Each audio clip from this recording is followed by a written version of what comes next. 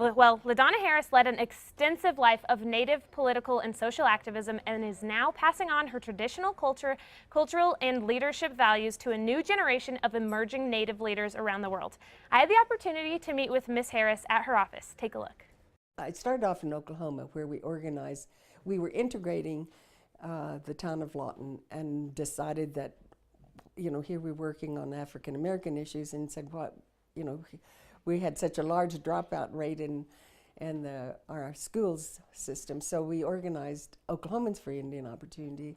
It was the first. We have 37 tribes in Oklahoma, and so we organized the first statewide tribe, having grown up with some discrimination in recognizing trying to figure out why we were dropping out of school, and looking at our own social problems.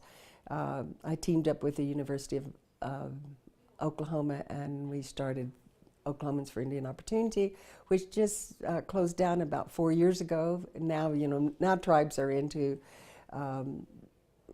strengthening their own internal tribal system, where we used to have to work together closely to try to get some action out of Washington. And much of the previous work before the ambassadors program was working in Washington and helped to change policy. Those are the things that I've been working on. That's great. What an incredible woman here in New Mexico. It was such an honor to spend time with her yesterday. And she's here joining us now to tell us a bit more about her strides. Good morning. Good morning. It's so nice to meet you. Oh. You have done so much. So, Gathering of Nations, what are you looking forward to? Oh, I'm seeing a lot of relatives who are coming from Oklahoma, and also seeing a lot of friends from all over the country, and Canada as well. So yes, it's going to be exciting, and I'm so moved by the fact that they've chosen me to honor at this occasion. Okay, so what is that about? What are they honoring you? Well, because I guess I'm an elder for one thing, but because of the work. You've done so much, yeah. Because of the work, here in New Mexico, from the Taos Blue Lake to the ambassadors. And we have a video here of the things that you've done. Oh yes, that's amazing.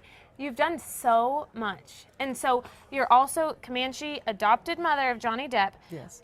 Now, I was reading that you saw in him some Comanche traits, right? Yes. What are those traits? Well, he's fascinated with other people and their culture. He is very bright. We gave him the name of a person who always changes his subjects. I mean, he can change into any. Okay. Because he's such a great actor. Yes. Mm-hmm. And I wanted to point out that I was reared by my grandparents, and so I grew up as a Comanche. Comanche is my first language, and so it's the values that my grandparents gave me to I guess what is really being honored today is because of the work I've done represents my grandparents' values. Yes, and absolutely. our Comanche So you do values. have a film coming out that's about your life. When does it come out? In the fall. Okay. In about a few more months. That's so exciting. That's got to be crazy, having a film that's coming out about you. Well, thank you so much for coming in, and thank you for everything that you've done. And I was telling her, I have Comanche a little bit farther back, so we're going to try and figure out if we're related somehow, some way. I'm sure we are. At least I feel it. I feel it. I know we are. Well, if you want to hear any more about LaDonna or the film that's coming out about her, just go to casa.com and click on the Style tab.